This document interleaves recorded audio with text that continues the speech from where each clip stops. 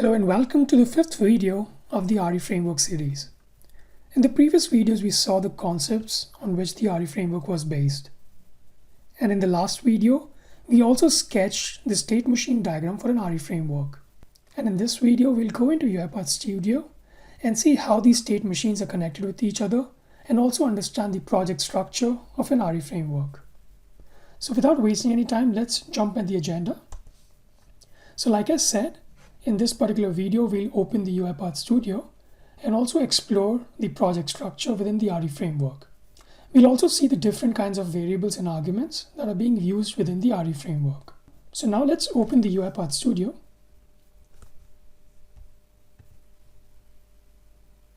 So the moment you open UiPath Studio, inside your initial panel, you would see on the right-hand side there are certain templates. And you would also see RE framework into one of these templates. So let's just select this robotic enterprise framework and let's name it as RE framework bootcamp. So what we just did now is we just went to home page and under the templates panel we took the RE framework. So this framework is already connected with your UiPath Studio, so you don't need to download it from anywhere, and all the files related to the framework would directly be loaded in your project folder. So let's go back to the UiPath Studio panel, and here on the left hand side, if you open project, you would see that there are already a bunch of folders which are being created by the RE framework. For example, you have a data folder. So within the data folder, you could just store all your input and output files. Also, if you see, we discussed about the config file, and the config file is already part of your data folder. Apart from that, there is also documentation which is available for the RE framework. And then we have a folder that is known as the exception screenshot.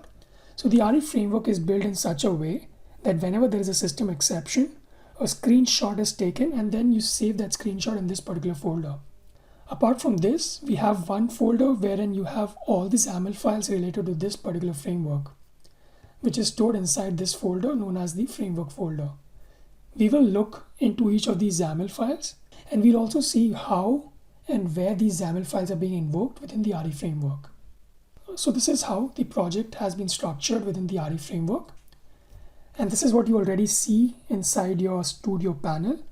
But if you go to your project folder, so that is, I've created my folder here in this particular directory, you would see the exact same structure that you saw in the UiPath Studio.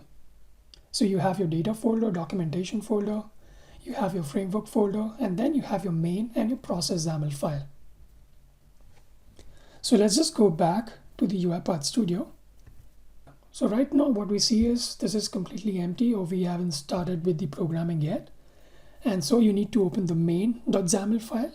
So there are two ways that you can open this XAML file. One is you could just click here and your main XAML file is open. Or the other way is you could just go to your project panel, and there you see there's this main.xaml file. And if I double click on this, our main.xaml file is open. So the main file, or the main.xaml file, is a representation of the RE framework with a state machine diagram. So this state machine diagram is something that we had already seen in my previous video, where we sketched each and every state and also understood how each of these states are being connected to each other. So if you haven't already looked into this video, then I would highly recommend that you have a look at this video, and then you would also understand what is the purpose of each of these states and how these states are being connected to each other. So now let's go forward and open any one of these states. And I've opened the initialization state, and I will just minimize this particular sequence. And the moment I minimize it, you see the basic structure of any state. So if you see within a state, you have basically three blocks. The first one is the entry block, then you have an exit block, and in the end you have a transition block. So whenever you enter inside a state and you want to execute a bunch of steps, then you put all those steps inside the entry block. And similarly, you can also put some steps inside the exit block. Now moving forward inside the transition, this is one of the most important part of any state. This is where you define how you transition from one state to another state. So the conditions that triggered the transition from one state to the another state is being defined in the transitions. So in case of init, if the initialization is successful, then you move to the next state, which is the get transaction data state. Or if the initialization failed and there is some kind of system exception, in that case, instead of moving forward with your automation, you just go to the end process. So this is how a basic structure of a state looks like inside the UiPath Studio. So we also said that we are going to have a look into the different variables and arguments that are being used inside the RE framework. So let's just go back to our main.xaml file and let's open our variables panel. The very first variable is the transaction item. So if you remember in our previous video, we said that once the transaction data is loaded, we try to divide the data into smallest possible meaningful entities. And these entities are nothing but the transaction item. Here the variable type has been set to queue because here we are assuming that the items that are being loaded are coming directly from the orchestrator queue. You could also change this variable type into a row of an Excel file or something else.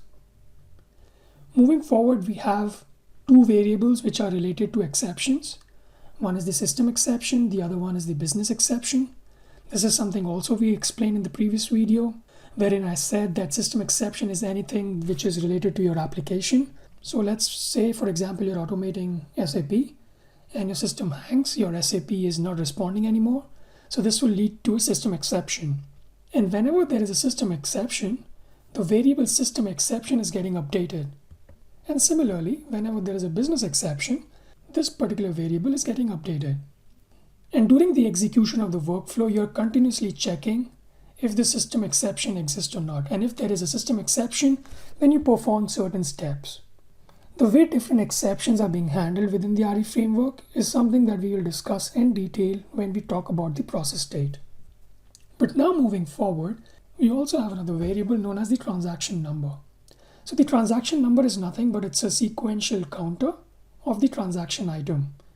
You will understand this more when we go into the details into get transaction data state.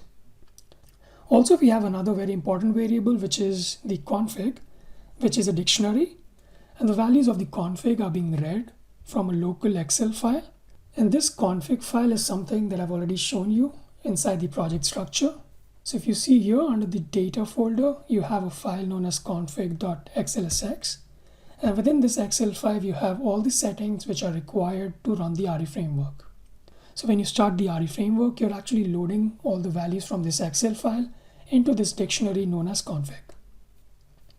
Similarly, we have another variable which is known as the retry number.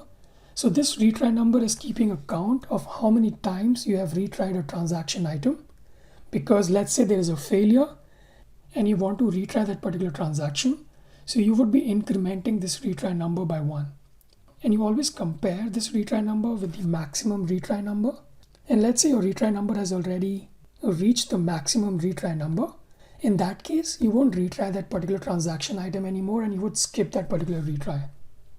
Similarly, we also have some other variables, which we will for sure discuss in detail when we discuss about each and every state. I don't want to confuse you with all of these variables right now. I just wanted to touch up on what are the different variables which are available in RE framework. So if I just summarize, we had a look into the project structure wherein you have different folders which are already part of your RE framework and they are created automatically the moment you choose RE framework within the UiPath Studio. Along with that, we also had a look into how a state machine looks like. So it basically has these three components. You have an entry block, you have an exit block, and you have a transition block.